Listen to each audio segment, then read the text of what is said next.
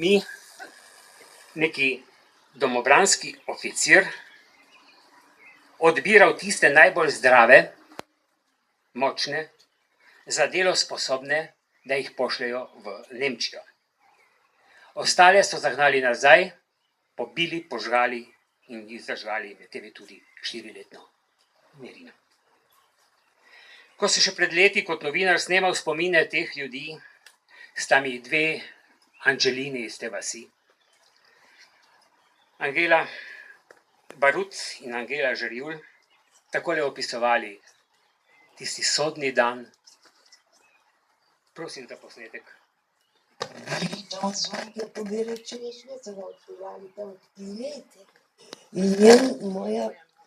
Ta moja punčka je bila očeta Jokola, ne?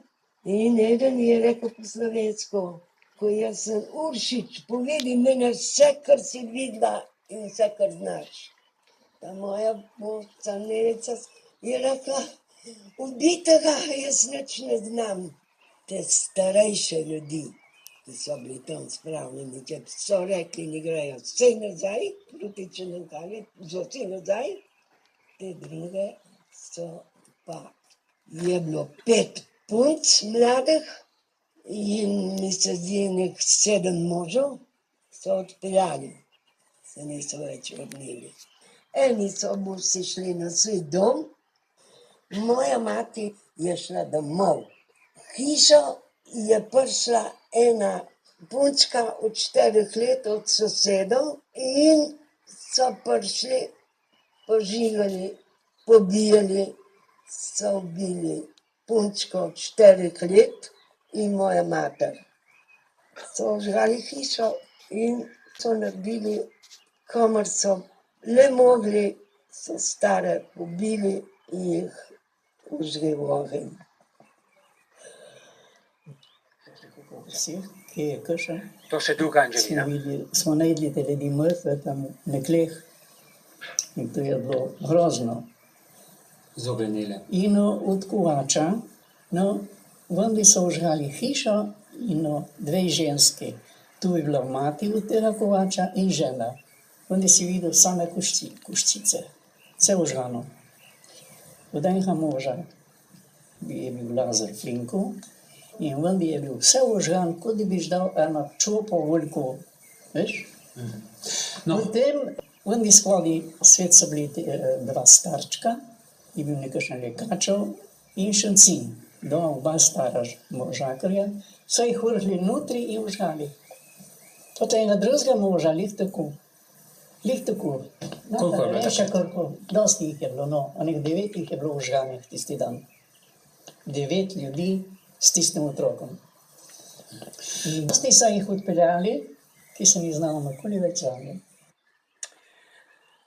Tako je na tisto binkoštno nedeljo, praznično nedeljo, prišel v to vas nesveti duh v obliki goloba, ampak svastike,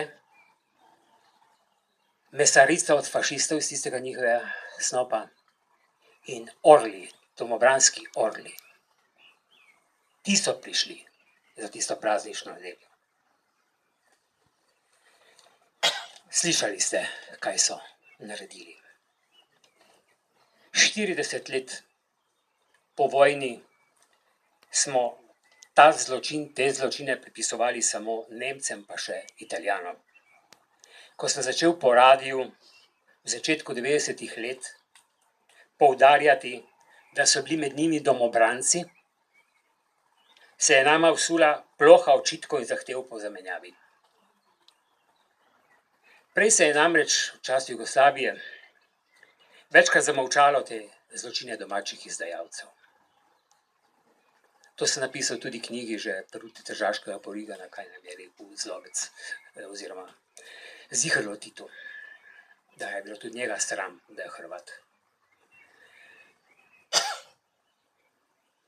Ljudje pač so to bolečino skrivali. Nemci so iz severnih delov Slovenije, takrat, ko je se tu nakazovalo izkrcanje zaveznikov, pripeljali v Trst okrog 2000 domobrancev. Naselili so jih predvsem ali pa načrtno pri svetemu Ivanu, to je v trdnjavi slovenstva, tržaški trdnjavi slovenstva, da so tam počeli najhujši razdor med ljudmi. V gradu Devin odprli šolo za domobranske oficirje. To je za nove beriče zloglasnih grofov Turn and Taxis.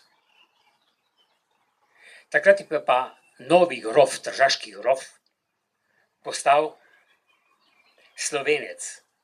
To je eden največjih esesovskih zločincev, vodja taborišč Treblinka in Rižarna. To je Odilo Globočnik. Sin gorenjskih staršev, ki se je rodil, verjamite ali ne, v Trstu. Za njega je delal tudi bivši študent ljubljanske pravne fakultete Marko, ki je tu iskal svojo sošolko prej omenjeno Morano, da bi ji sam osebno izrezal iz hrbta srp in kladivo, tako je govoril. Iskal jo je po vseh vaseh, zato se je znan. Ta Marko je skupaj s svojim ruskim kolaborantom, zloglasnim Mongolcem, kot so mu tle rekli ljudje zaradi njegovega obraza, tistega dne dopoldne, ko so Nemci že sortirali in pobirali ljudi gor, na kamionu peljal proti Gabrovici, prav mimo naše hiše, s kamionom, in takrat se je odvrnila deka, pod katero je bil za ograjo kamiona privezan domačin, prijatelj mojega očeta, soborec, ves krvav, saj so mu iz hrbta že izrezala trakove. Ampak ni povedal, kje so ti partizani. Tudi mala Neva, hči Angeline Barut, v kateri hiši je bil tam bunker in je predtem še rekla partizanom, naj se skrijejo, naj bodo tiho, je domobrancu Uršiču rekla, da naj kar ubije njenega očeta, da ona partizanov ne bo izdala. Mater Angeline so ubili prav v hiši, ker je bila skrita ta tiskarna, na drugi strani zida je bila v kleti. In tudi Nerino, kot ste slišali, prav tam.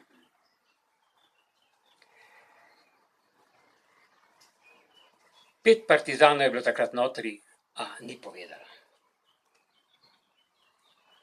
Vsi, ki so bili na kamionih in čakali transport v Dachau Rižarno, so dobro vedeli, kje je ta tiskarna. Bolj ali manj se v vasi, kljub temu, da je skrita, se vse ve. Glejte, nobeno od teh ljudi, ne pred puško, ne pred ognjem, ne pred Dachavom, ni povedal, kje so ti partizani. Vsi so ostali živi in po požaru so jih izvlekli ven. Sedaj pa mi vi kot Slovenci, domoljubi, ljudje svobode in moralnih vrednot, povejte, ali lahko danes zaradi sprave primerjamo dejanja tega Uršiča, Markota in njegovih pajdašev s temi heroji iz Gabrovice. Jih lahko primerjamo. Potem pa primerjajte poročanje naše nacionalne televizije in drugih medijev o tej zgodovini, kako poročajo o teh dogodkih.